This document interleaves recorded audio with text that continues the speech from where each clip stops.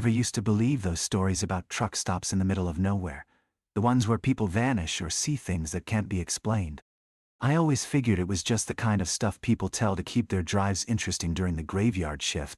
But last Tuesday, around 2:15 in the morning, somewhere along Highway 86, I found out just how wrong I was. The highway was the loneliest I've ever known, mile after mile of flat darkness.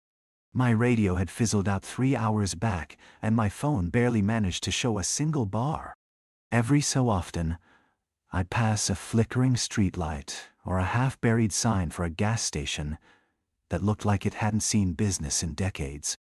The night pressed in on the car windows, heavy and thick, like velvet soaked in cold air. I'd been driving for almost 7 hours, fighting to keep my eyes open, when I saw the glow ahead. A neon open 24 hours sign burned red against the black. It didn't look like much.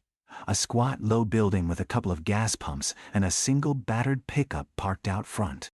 The sign above the door read, "Rest, Stop Market," though some of the letters had burned out. I pulled in anyway. Even the weirdest place was better than falling asleep at the wheel. Inside, the place still smelled faintly of burnt coffee and something sweet, like cherry cough syrup or old air freshener. The harsh fluorescent lights buzzed overhead, casting everything in a sickly white. I noticed the clerk right away, a skinny guy in a faded cap who barely looked up from the counter as I walked in. I nodded awkwardly and made a beeline for the bathroom at the back, the floor tiles sticky under my shoes. I splashed my face with cold water, watching my own reflection twitch and ripple in the cracked mirror. For a second, I thought I saw something behind me. A shadow, or maybe just the curtain over the tiny window shifting in the breeze. But when I turned, there was nothing there. Just the silence of the bathroom and the hum of the flickering bulb. Back out in the store, I grabbed a bottle of water and a bag of chips. The clerk's eyes followed me, just a little too intently. When I set my things down, he spoke in a voice that sounded like he was trying to remember how words worked. "You headed west?" His tone was flat, but I felt my stomach clench. "Yeah," I said, forcing a smile. "Just passing through." He nodded, lips pressed tight, and rang up my things. "Not much traffic tonight," he added, almost as if he wished there were. I paid it and turned to leave, but I hesitated at the door. Through the dingy glass I could see my car bathed in the red glow of the sign. The pickup truck was gone. I hadn't heard it start up, not even a door slam. Just gone. I frowned, told myself I was just tired. People come and go, that's all. I stepped outside, the night air wrapping around me like a damp sheet. For a moment, I just stood there, trying to convince myself I was being paranoid. Then I heard it. The faintest scrape, like gravel shifting under heavy boots, somewhere to my left behind the building. I whipped around, squinting into the darkness. Nothing moved, just the wind rustling the weeds at the edge of the lot. I hurried to my car. The doors were locked, just as I'd left them. But when I slid into the driver's seat, my headlights flicked on by themselves, illuminating the gas pumps and the front of the market. I hadn't touched the switch. My hands started to tremble. I told myself it was just a short, old wiring maybe. But that didn't explain why the dashboard clock had reset to 12:0, blinking steadily in the dark like a heartbeat I couldn't control. My phone, which I'd left connected to the charger, was dead. Screen black, unresponsive to any button. I tried the ignition. The engine coughed, hesitated, then sputtered to life with a sickly rattle. Relief fluttered inside me, thin and nervous.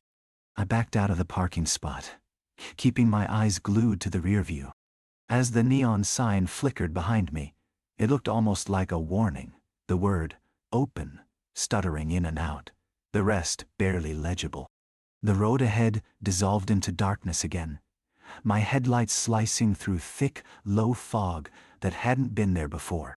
I rolled down my window, just a crack, hoping the fresh air would calm me, but the breeze that crept in was oddly warm, carrying a faint chemical sweetness that reminded me of the market.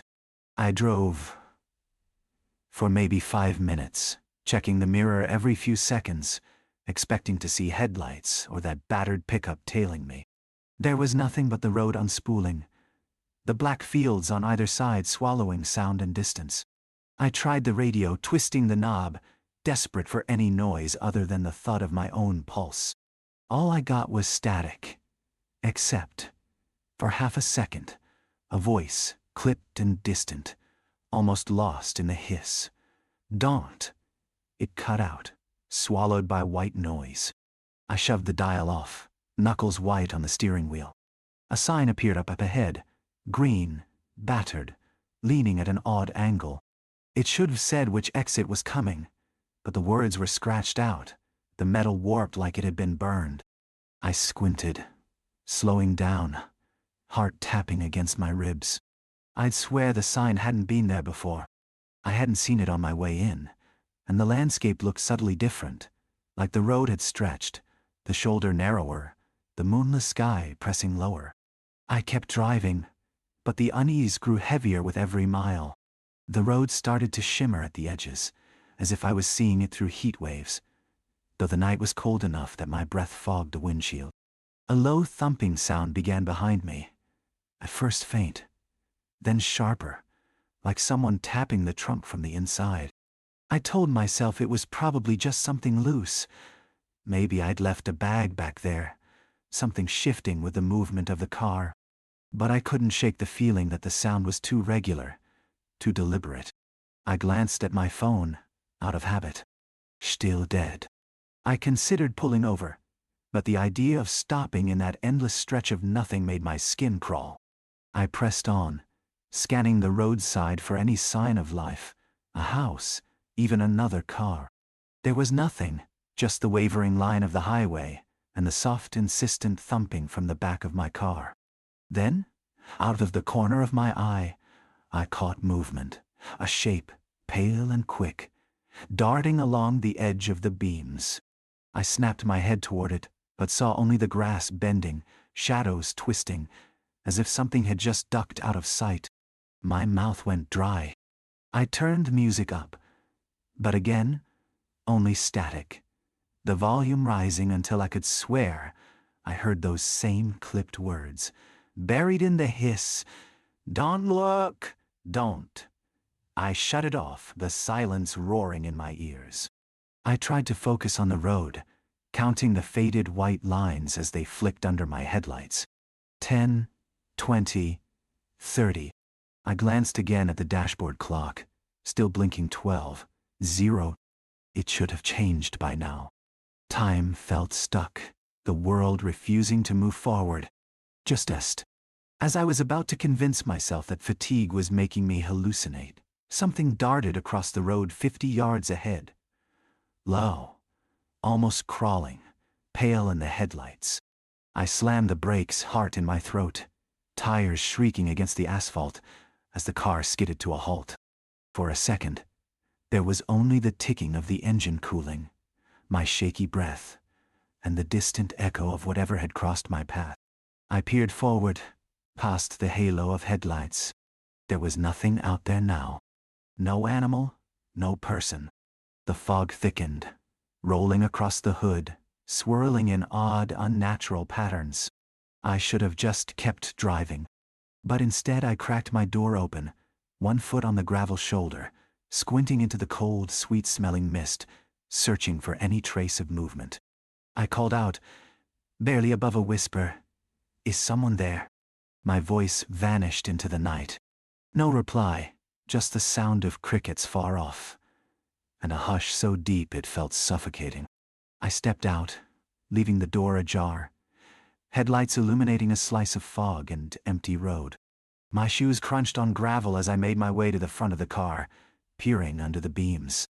The silence pressed against my eardrums, thick and wrong. Then the thumping started again. Louder, insistent, from the trunk this time.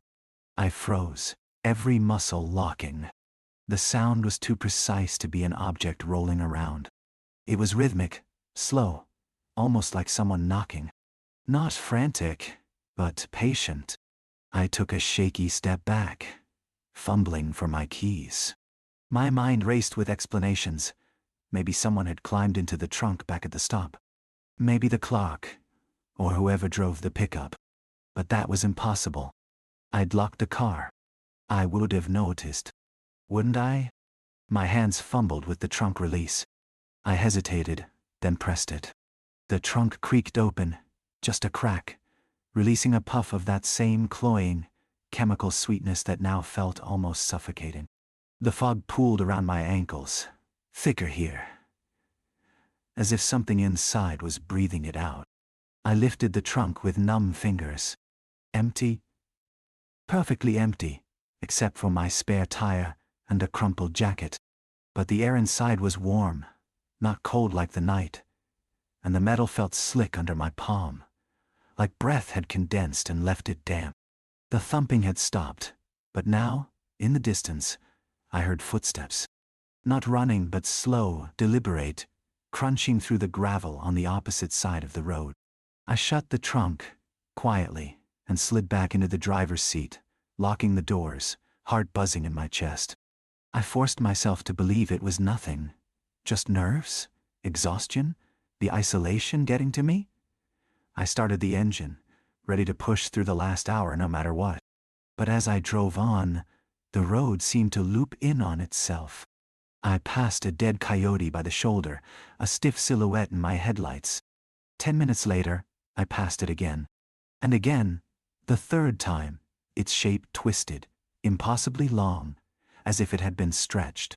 The exit signs all bore the same warped metal. The lettering scraped off, the same battered look. I couldn't shake the feeling that I was circling something I couldn't see, or that something was circling me. I pressed the gas harder, desperate to break free of whatever trap I'd stumbled into. My hands hurt from gripping the wheel. The dashboard clock still blinked. 12:00 tor. The temperature inside the car rose, sweat prickling at my scalp, despite the window cracked open to the night. Then, on the fourth loop, someone was standing on the side of the road. The gas